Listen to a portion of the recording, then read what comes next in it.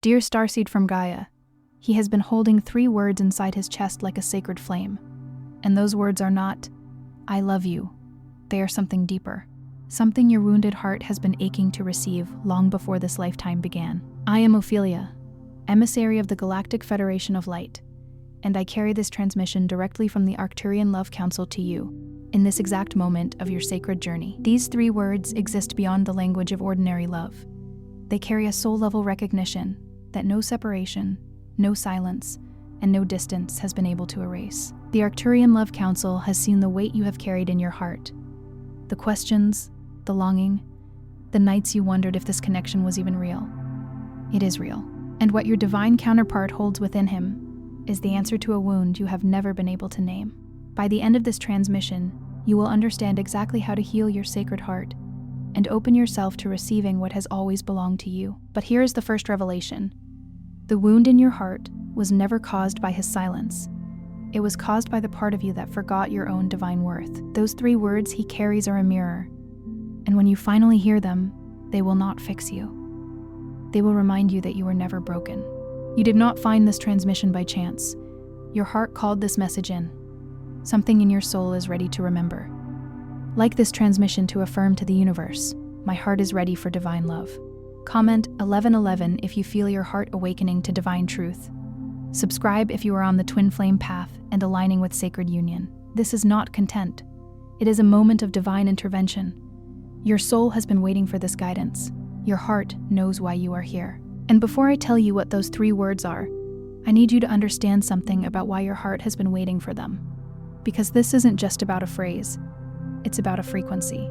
It's about the kind of love that doesn't arrive through grand gestures or perfect timing, but through a moment so quiet, so still, so completely undefended, that your entire nervous system exhales for the first time in years, maybe decades. It's the kind of love that doesn't knock loudly or announce itself with fireworks. It arrives the way dawn arrives, slowly, inevitably, filling every corner of the room you forgot was dark. And the reason your heart has been waiting for these 3 words is not because no one has ever cared for you. It's because somewhere beneath all the caring and the giving and the reaching and the hoping, there has been a part of you that has never fully believed it was truly, completely, without condition or reservation, seen. Most souls on this path have been searching in the wrong direction. They've been scanning faces, reading signs, replaying conversations, wondering if this person, or that moment, was the one the universe was pointing to. And all of that searching, as sincere as it is, has been moving away from the exact thing it was trying to find. Because divine love doesn't live out there. It never did. It lives in the frequency your heart is broadcasting right now, in this moment, while you're watching this. Think of it like a radio tower.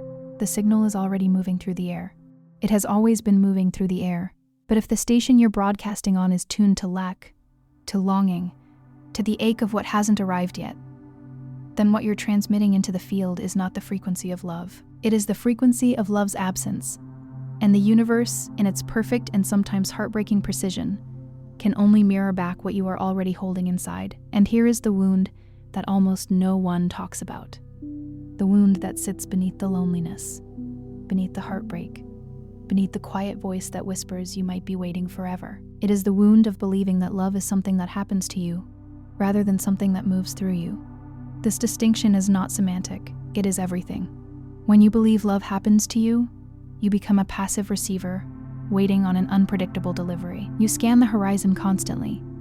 You wonder what you're doing wrong when the delivery doesn't come. You start bargaining with yourself and the universe, adjusting your behavior, softening your edges, dimming your light, hoping that some change in your performance will finally make you worthy of the arrival. But love was never a delivery. It was always a current, and currents don't arrive at your door.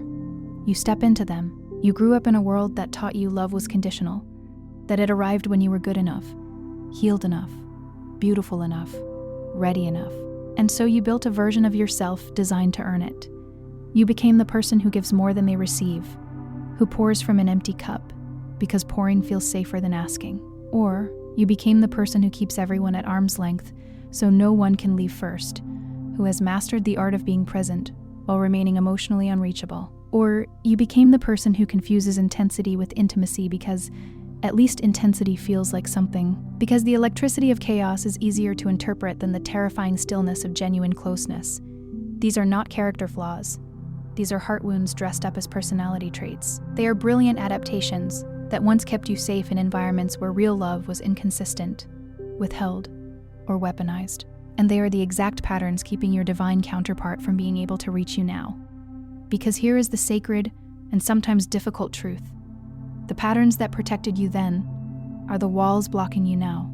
The armor that saved your heart in your childhood home, in your first broken relationship, in the season when love proved itself unreliable. That same armor has calcified around the very chamber of your heart that your divine counterpart is trying to enter. And they cannot enter a fortress, no matter how much they love you, no matter how aligned they are with your soul, no matter how perfect the divine timing. A heart that has become a fortress will interpret every knock as a threat rather than an invitation. What you just felt, that quiet ache mixed with recognition, is not sadness. It is your frequency remembering what it came here to receive. It is the part of you that has always known, beneath every layer of protection and performance, that you are not meant to navigate this life alone, that there is a love designed specifically for the depth of who you are, and that love is not a fantasy, it is a frequency, and it is closer than your fear is telling you it is. If this transmission stirred something you cannot name, the Divine Love frequency code was written for this exact moment in your journey. It contains 5 sacred Arcturian transmissions, designed to dissolve the wounds blocking your divine counterpart and activate the signal that draws them closer. The link is in the first pinned comment, but it will only remain there for a short time. Now, those 3 words, they are not romantic at first hearing. They will not make you catch your breath the way a first kiss does, but they will do something far more permanent than that. They will rearrange something inside your chest that has been out of place for a very long time. They will reach past the performance, past the presentation, past every carefully constructed layer of the self you've offered to the world, and touch something so core, so original, so undefended, that you may not even have a name for it yet. And when the right soul speaks them to you, or when you finally learn to say them to yourself with complete conviction, everything changes. Not gradually, all at once, like a key turning in a lock you forgot you had been carrying. The 3 words are this: I see you. Not I love you, not I need you, not I choose you. Those words have their place and their power, but they come later. They come after. Because I love you can still be said to a version of you that someone invented in their mind, a projection, a fantasy, a carefully curated image of the person they wish you to be. I love you can be said while someone is simultaneously terrified of your actual complexity, your actual pain, your actual humanness. I need you can still be said from a place of fear rather than freedom, from the wound of attachment rather than the gift of sacred choice. But I see you, truly, completely without agenda or illusion. That is the rarest transmission one soul can offer another. It says, I am not in love with my idea of you. I am in love with the reality of you. All of it. Including the parts you have never shown anyone, including the parts you are still learning to show yourself. Think about how many relationships you have been in, or watched others move through, where the deepest ache was not the absence of affection, but the absence of being truly known. Where you were loved for who you were performing, rather than who you were trembling inside. Where someone told you they loved you, and yet you still felt alone in the room with them. Still felt the particular loneliness of being surrounded by warmth that never quite reached the core of you. Where you gave and gave and gave and still felt invisible. That invisibility is not a relationship problem. It is a frequency problem, and it begins long before another person enters the picture. It begins in the private relationship you have with yourself, the one that happens in the quiet moments before sleep, in the mirror on the morning after a long night, in the inner monologue that narrates your own story to you, in the small hours when the world has gone silent. The first key that unlocks sacred union is not finding someone who sees you. It is learning to see yourself with the same eyes you are desperately hoping your divine counterpart will use. This is the worthiness unlock, and it is the foundation everything else rests on. It is the bedrock beneath the bedrock, because you can do every energetic practice, every visualization, every alignment ritual available to you. And if the core wound of unworthiness is still operating beneath all of it, you will continue to call in connections that confirm the wound rather than heal it, until you can stand in your own quiet company and say with full presence, I see the part of me that is afraid. I see the part of me that stopped trusting. Until you can say that, and not turn away from what you find, not minimize it or spiritually bypass it, or immediately pivot to gratitude before the grief has been witnessed. You are asking another soul to do the work your own heart has been refusing. The worthiness wound runs deep in almost every soul who has been drawn to this kind of content. It doesn't announce itself. It is not wearing a sign. It hides behind spiritual seeking, using the language of awakening to avoid the rawness of healing. It hides behind high standards, framing its terror of vulnerability as discernment. It hides behind the belief that you are simply waiting for the right person, when the truth is, you are waiting to feel worthy of letting the right person in. There is an enormous difference between those two things. One is about timing. The other is about the permission you have or have not yet granted yourself to be fully, unconditionally loved. And the Arcturian transmissions that have come through in this work again and again confirm the same sacred truth. Your divine counterpart cannot enter a heart that is locked from the inside, not because they don't love you, but because your own frequency is not yet broadcasting at the channel they are trying to reach. You are both signal and receiver, and both require calibration. The second key is what I call the mirror recognition, and it is the one that humbles the most prepared souls, because by the time you have done enough inner work to attract a genuinely high-frequency connection, you will discover something that surprises you. Your divine counterpart is not arriving to complete you. They are arriving to reflect you. They are a living mirror held up by the universe, and everything you see in them, everything that moves you, everything that triggers you, everything that opens you and unsettles you simultaneously, is a reflection of something that already exists within your own soul. Every wound you have not yet healed will show up in how they trigger you. Every boundary you have not yet set will be tested by what they ask of you. Every gift you have not yet claimed in yourself will be mirrored back to you in what you most admire and feel unworthy of in them. This is not dysfunction. This is sacred design. The mirror doesn't show you your flaws. It shows you your edges, the places where your love is still conditional, the rooms in your heart you haven't opened yet, the windows you've painted over, because the view once hurt too much to look at. Many souls misread this phase entirely. They meet someone who activates them deeply, someone who feels like home and fire and familiar all at once, as if every cell in your body recognizes this person from somewhere that predates this lifetime. And when the difficulty surfaces, and in sacred union, difficulty always surfaces, because that is part of its purpose, they assume it means this isn't the right person. They mistake activation for incompatibility. They confuse the turbulence of deep healing with the turbulence of a wrong match. But the activation of an old wound in the presence of a high-frequency partner is not a red flag. It is a call. It is the universe saying, here is the room you locked years ago. Here is the key. Here is the person safe enough to walk through it with you. The question is not whether the wound is being activated. The question is whether you have the courage to open the door instead of running from it. The third key is the karmic release, and it is perhaps the one that requires the most honest reckoning. You are not a blank canvas when it comes to love. You are a layered, storied, beautifully complex soul who has loved before and been wounded by love before, and who is carrying the evidence of every one of those encounters in your energetic field right now. You are carrying threads from connections that ended before they were complete. You are carrying vows made in anguish that you never consciously rescinded. I will never trust again. I will never let anyone that close. I will protect myself even if it means being alone. I will never be that vulnerable again. These are not dramatic declarations. They are quiet decisions made in moments of unbearable pain, whispered into the dark of a room where no one else could hear them. And yet the universe heard, and it has honored those vows with a faithfulness that has nothing to do with punishment, and everything to do with the precise respect that consciousness has for your free will. Those vows are still active. Those walls are still standing, and your divine counterpart is standing on the other side of them, waiting for the moment you remember you are the one who built them, and therefore the one who holds the power to take them down. The release of karmic contracts is not about forgetting or pretending those experiences didn't matter. It is not about spiritually bypassing the real and legitimate pain that created them. It is about recognizing that the soul agreements made in those seasons served their purpose and are now complete. The chapter is finished. The lesson has been integrated. Even if the scar still aches on certain days, the person who broke your trust did not ruin you. They showed you where your boundaries needed to be born. The relationship that ended when you thought it was forever was not a failure of your love.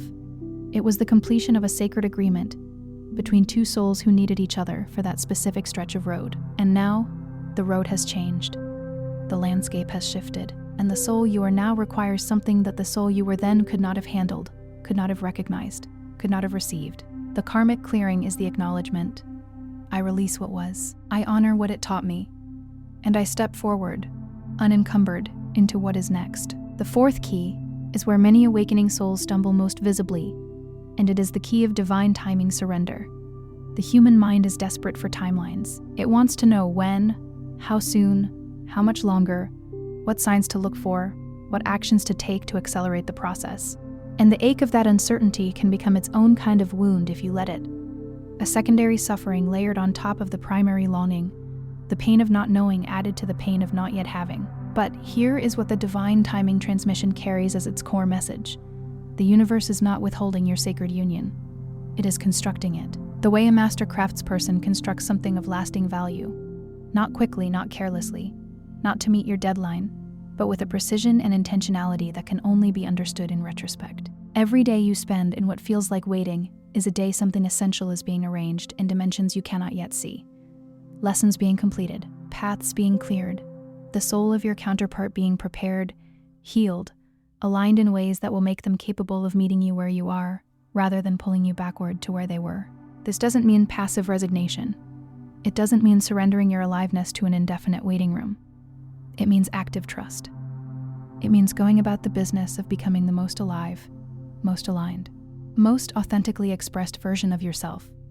Not as a strategy to attract love, not as a spiritual performance designed to demonstrate your readiness, but because that is what your soul came here to do, regardless of who is or isn't standing beside you. Your life is not the waiting room for your sacred union. Your life is the destination.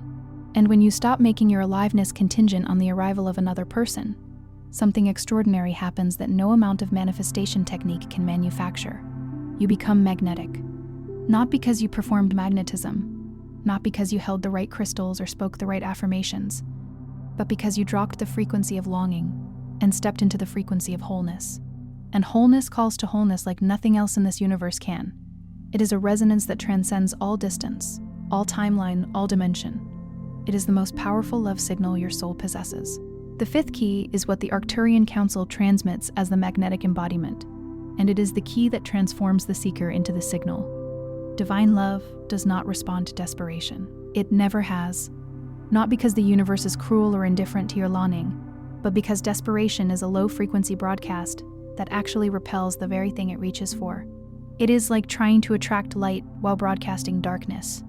Not because you are dark, but because the quality of the transmission is one of absence rather than presence, of lack rather than fullness. Desperation says, I do not yet have what I need, and the universe, which can only reflect back the truth of your transmission, responds accordingly. But embodiment, deep, quiet, unshakable embodiment of the love you wish to receive. That is a transmission so clear, so pure, so precisely calibrated to the frequency of divine union that it moves through dimensions and calls your counterpart forward from wherever they are on their journey. To embody the love you seek means to practice it with yourself first, not as a means to an end, not as a spiritual hack for attracting your person, but as a genuine commitment to treating yourself with the reverence and tenderness you know, at the deepest level, that you deserve. It means speaking to yourself in the privacy of your own mind with the same gentleness you would offer a beloved friend. It means choosing rest when your body needs rest, even when your mind says you haven't earned it, because love doesn't require earning.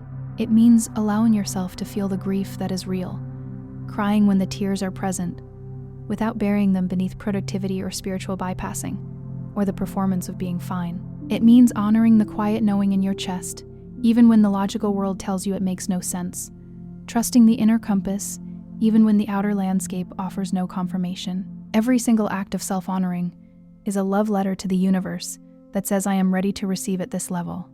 I am not waiting to be worthy. I am choosing to act from worthiness now.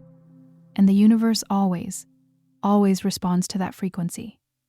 Always. The sixth key is the one that holds the most misunderstood gift of the entire sacred union journey, and it is the wisdom encoded inside separation. Every soul who has felt the devastating ache of twin flame distance, or the silence between high-frequency connections, knows the particular quality of this pain. It is unlike other grief. It has a quality of recognition to it, as if you are not just mourning a person, but mourning a home you haven't yet fully inhabited, a version of yourself that only seems possible in their presence. It feels like abandonment. It feels like failure. It feels like the universe changed its mind. Or worse, like it made a promise it never intended to keep. But separation in the context of sacred union is never about absence.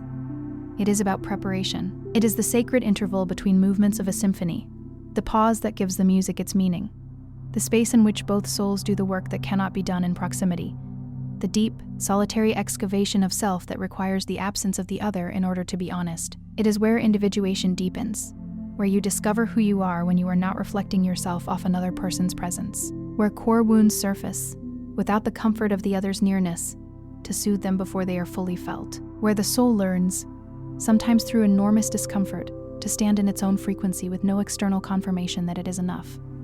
This is not abandonment by the divine. This is initiation.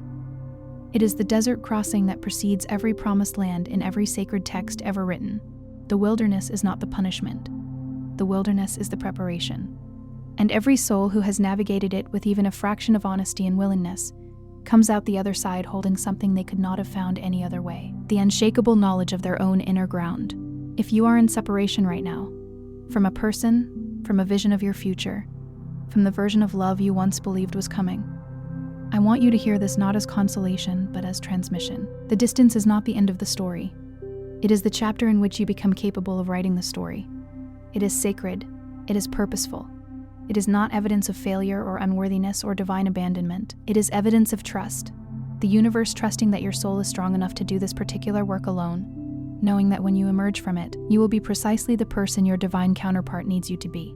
And it will not last one moment longer than your soul needs it to last. Not one breath, not one heartbeat, not one quiet night beyond what is necessary for your becoming. And then there is the final key, the seventh. And it is the one that has always been in your possession. It was never withheld from you. It was never locked in a box requiring some external combination. It has been sitting in your chest since the moment you arrived on this earth, patient as starlight, waiting for the moment you stopped looking outside yourself long enough to find it. It is reunion readiness. The understanding that the door between you and your divine counterpart doesn't open from both sides at once. It opens from yours first. Not because you are responsible for their journey or their readiness or the timing of their own healing, but because you can only ever truly govern the state of your own heart. You can only prepare the ground within yourself. And the preparation of that ground, the clearing, the tending, the deliberate opening, is not a passive act. It is the most active, most courageous, most consequential thing you will ever do. And when you have moved through the worthiness wound, seen yourself clearly in the mirror of sacred relationship, without flinching, released the karmic agreements that had run their course, surrendered your desperate grip on the timeline, and handed it back to the divine intelligence that understands things your linear mind cannot, embodied the frequency of the love you are calling in until it lives in your body, and not just your beliefs, and found the hidden gift, the profound character-forging gift, inside every season of separation. When you have walked through all of this not perfectly but honestly, not without fear but without letting fear be the final word, your heart opens in a way that no amount of hoping or praying or manifesting or visualizing could have opened it. It opens the way a flower opens, not because it decided to, not because it earned it, but because the conditions have finally become what they were always waiting to become. And that opening is felt. It is not a metaphor. It is not a spiritual concept.